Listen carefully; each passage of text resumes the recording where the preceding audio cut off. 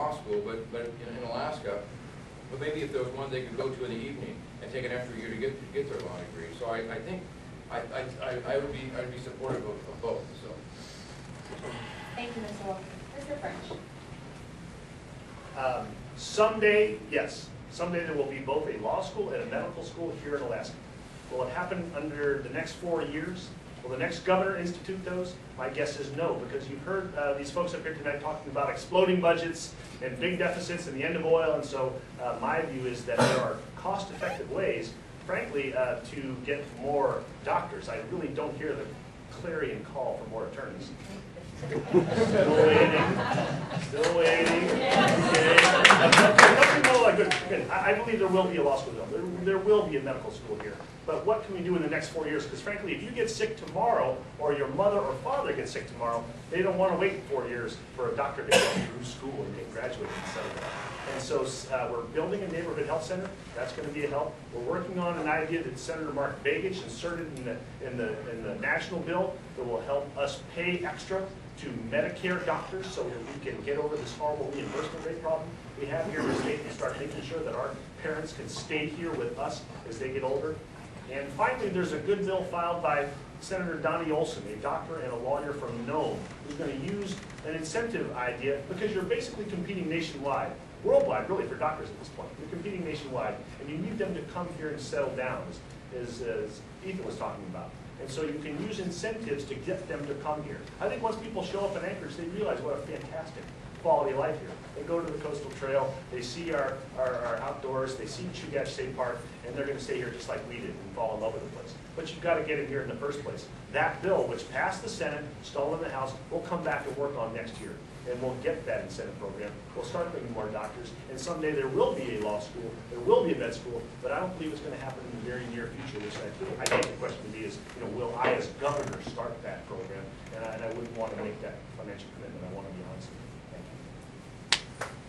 Thank you, Mr. Frank. The next question will start with Mr. Samuels. Will you advocate for new construction projects for the University of Alaska campuses? And specifically, will you advocate for full funding for a new University of Alaska Anchorage sports complex? Why or why not?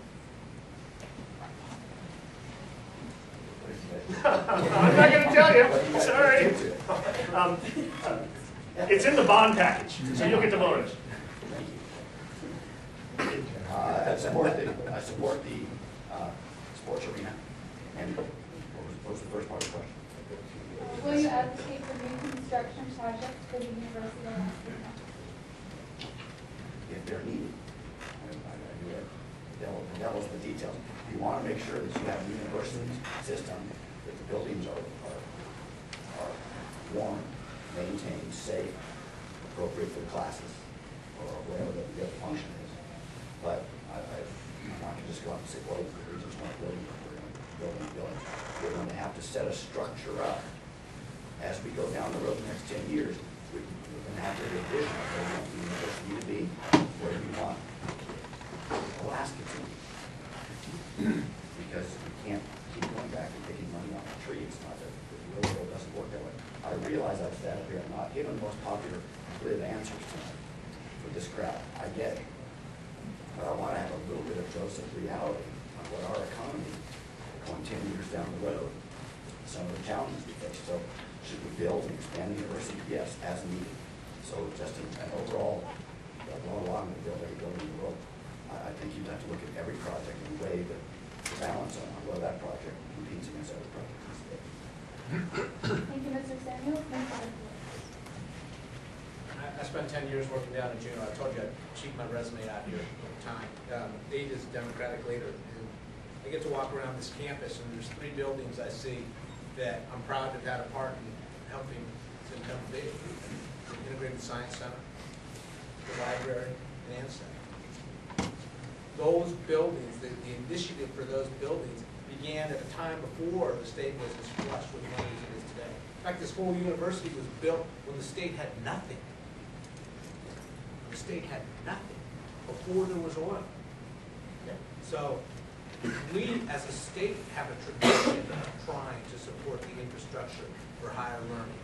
And I think there's a commitment, it's a moral commitment to make sure that the facilities in the university are world-class. And I will always struggle to make sure that that happens. I will always struggle. I know Mr. Hall said about all the bills he's going to pass when he goes back to Juneau next year. I'm looking forward to working with him back in the Senate again. Because that makes sense. Now, you asked a question. You also asked a question about the sports facility. Now, when you think about the sports facility, it's a city-wide facility. And it seems to me that it shouldn't land solely on the university to build that facility. It should be a priority of the entire community. And I would like to see the community step forward in a greater way with matching funds, with commitments from the municipality to make the sports facility happen. Because I have some concerns that we're going to build the sports facility and it's going to displace some of the other priorities of the university. But at the same time, I think that the municipality of Anchorage needs to have a new sports facility. That old one is just getting a little beat up and not serving the people the way it should. Thank you, Mr. Berkowitz. Mr. Walker. You know, the $60 million sports complex is in the bond package, so really the governor won't make that decision. You'll make that decision. You go to vote on the bond. But let me just say this. I certainly support sports in every way. It was very meaningful for me growing up in Valdez and certainly in our family.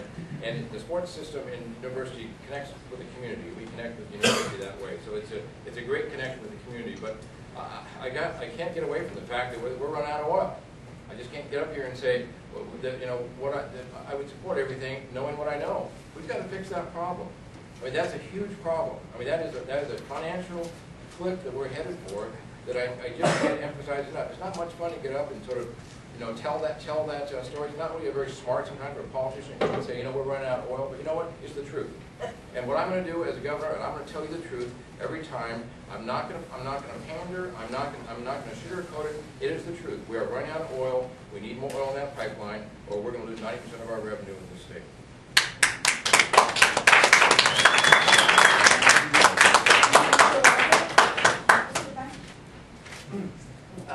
The sports center, the $60 million sports center is in the bond package. You will get a chance to vote on it. But the single request this year, the only request from the regions for a capital project was the life sciences building in Fairbanks, which to me was a far higher priority.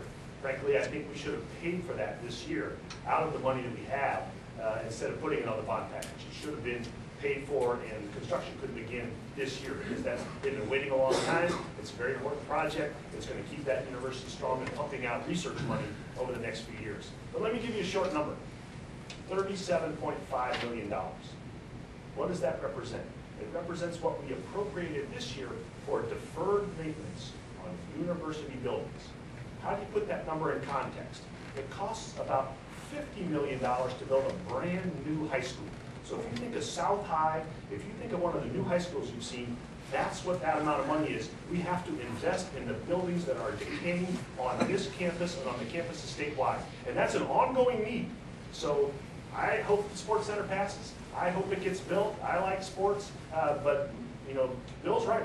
You've got to look to the future, and there are going to be enormous maintenance costs that come due every year. So as you build, set some money aside and recognize that's a lot of money you've got to appropriate to keep the roofs tight, to keep the foundation squared away, to keep things looking good. You've got to plan for the future, and that's how you do it. Mr. French?